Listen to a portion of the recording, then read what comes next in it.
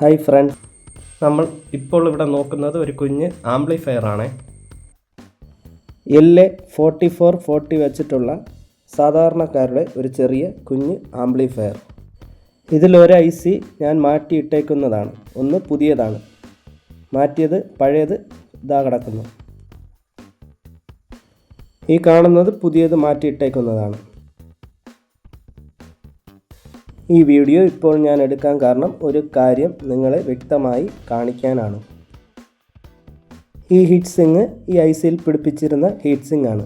ഈ ഹീറ്റ് സിങ്ങിലും ഈ ICയിലും ഒന്നും പുരണ്ടിരിക്കുന്നത് കാണാനില്ല. അതായത് ഇതിൽ ഹീറ്റ് സിങ് കോമ്പൗണ്ട് പുരട്ടേണ്ടതുണ്ടായിരുന്നു, അവർ പുരട്ടിയിട്ടില്ല. നമ്മൾ ഇതുപോലെ സെറ്റ് വന്ന് രണ്ടാമത് IC മാറ്റിയിടുന്ന സമയത്ത് ഇതുപോലെ ഹീറ്റ് സിങ് കോമ്പൗണ്ട് പുരട്ടി വിടാറുണ്ട്. ഈ ആംപ്ലിഫയർ നിർമ്മിച്ച സമയത്ത് ഹീറ്റ് സിങ് കോമ്പൗണ്ട് പുരട്ടി നന്നായി ഇതുപോലെ ഞാനിപ്പോൾ സെറ്റ് ചെയ്യുന്നത് പോലെ സെറ്റ് ചെയ്ത് വിടാനുള്ളതായിരുന്നു. ഈ ആംപ്ലിഫയറിൽ ഒരു ചാനൽ പാട്ടിന് ചെറിയൊരു വിക്കലുണ്ടായിരുന്നു. ആ ചാനൽ IC ആണ് ഞാൻ മാറ്റിയിട്ടത്. ഇതിൻ്റെ സ്ക്രൂ എല്ലാം നന്നായി ടൈറ്റ് ചെയ്ത് പിടിപ്പിക്കണം.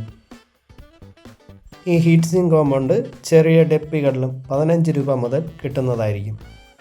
ഇതുപോലെ ഡൽഹി അസംബ്ലി ആംപ്ലിഫയറുകളിലാണ് കൂടുതലും ഹീറ്റ് സിങ് കോമ്പൗണ്ട് ഉപയോഗിക്കാതെ വരുന്നത്.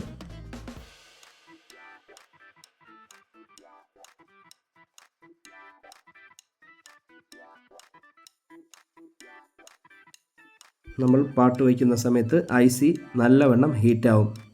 ICയിൽ നിന്നും ആ ഹീറ്റ് ഈ ഹീറ്റ് സിങ്ങിലോട്ട് പടർന്ന് ഈ ഹീറ്റ് സിങ്ങിൽ നിന്നും ഇങ്ങനെ ഈ ബോഡിയിൽ പിടിപ്പിച്ചിരിക്കുന്നതുകൊണ്ട് തന്നെ ബോഡിയിലോട്ട് ഹീറ്റ് പാസ്സായി പുറത്തേക്ക് പോകും.